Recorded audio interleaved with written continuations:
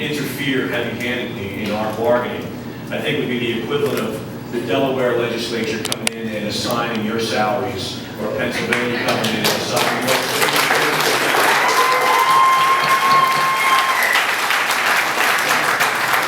So that shows Speaker your respect by not laughing. State employees want the same. They work for the state, they should be able to negotiate with the state. With the governor who wants to be let out of the cage and negotiate. Okay, he wants to be let out of the cage. I haven't seen the cage open, nor have I seen him negotiate. I see him talk about the Jersey attitude, and when he's allowed to call the Speaker of the General Assembly a liar and get away with it, and I don't hear many of his colleagues on either side of the aisle reprimand him for that. When he's criticized or questioned about the use of a helicopter, he calls another Assemblywoman a jerk. I would respectfully ask that, is that language appropriate? And I dare not bring up the words that were said to me by the same governor, because I know they're not appropriate for this body. But the Jersey attitude that I know is the firefighters, state workers, police officers, teachers who dedicate themselves to the citizens and deserve better rhetoric than we're getting from the highest elected official in this state.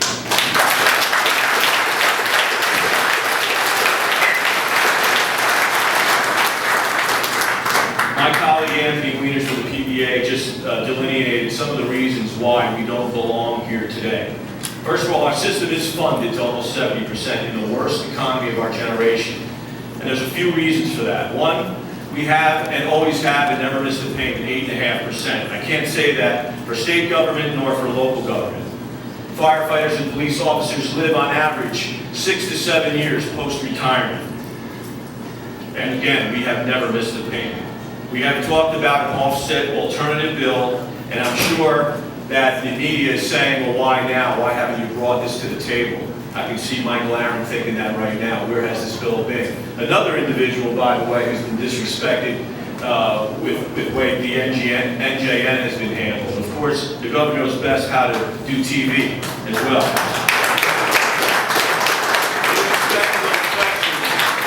Out of respect to the questions that the media would have, the four gentlemen here came to the Senate President and to the Speaker and to the majority leaders over a year ago to talk about an offset plan where we would come to the table and pay 1% more into our pension while municipalities would pay 1% less. And when we talk and we listen to a $5 million savings or a $10 million or a $15 million savings for the entire state in 1 year, the bill that we are proposing would save the city of Elizabeth almost $1 million in 1 year. One city, $1 million. We pay more, the citizens pay less.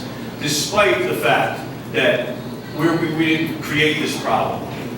This was, when brought up, we love the idea. Senate President told me under oath, I will say here today, that he loved the idea. Now he doesn't love the idea anymore because, as I'm told by Lou Greenwald and others, that this is no longer about policy. It's no longer about the right thing. It's about politics. It's about where you live, who your sponsor is, what threats you're under, who you work for. That's what this is about. It's no longer about politics.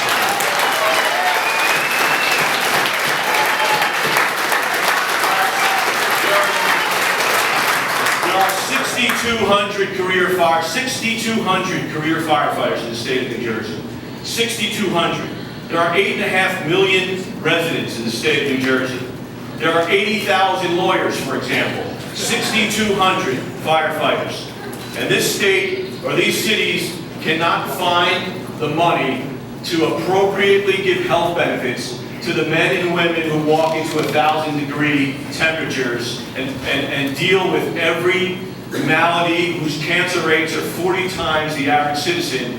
We cannot find the money to fund that. By the way, we should not call this reform. This certainly is not reform. We haven't talked about the cost of a Tylenol, why it costs in an emergency room $20 for a tablet, why it costs $2,000 to move a patient 6 blocks in an ambulance. We haven't spoken about that, why we're at $19,000. We haven't even addressed So unions are bad, we hear. Unions are evil. Unions are associated with thugs and the mafia. Unions are horrible individuals. We have members of the fire service currently sitting in burn centers right now who went above and beyond and unfortunately were trapped and burned for over 6 months. We have firefighters and police officers in cancer clinics and in emergency rooms. In fact, years ago, in a chemical control fire in Elizabeth, there's a famous picture of a firefighter being rowed across the Arthur Kill with a member of the EPA. The EPA member, of course, had a fully encapsulated suit because he knew what was in those drums that were blowing up all around him. By the way, the chemical control fire in 1980 is responsible for the National Superfund. The firefighter had a helmet on and breathed the air just like you and I are breathing now. So those firefighters at that job who didn't have the proper respiratory equipment, who spoke for them? Who was the union? Who spoke for the individuals who currently now, while in the hospital, are having their benefits cut? Who speaks for them? Would it be the mayor of that local town who sits across on the collective bargaining, who tries to do the best he can to keep taxes low? Would it be the mayor? I don't think so. Would it be the business administrator? No, I don't think so. Would it be the governor? Would it be a senator or an assemblyman? No. It's people like the people on my right and my left, and the people behind me. It's the labor unions. Without labor unions, we'd be working 100 hours a week. We'd have no health benefits.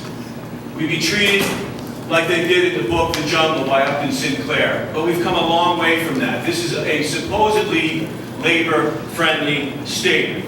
Without the unions, I would suggest, there would be no health care, there would be no vacation, there would be no holiday. In fact, firefighters would have no respiratory equipment. We'd have no diesel air cleaners in our firehouse, and we'd continue to die at earlier and earlier rates. That's what we would do without unions.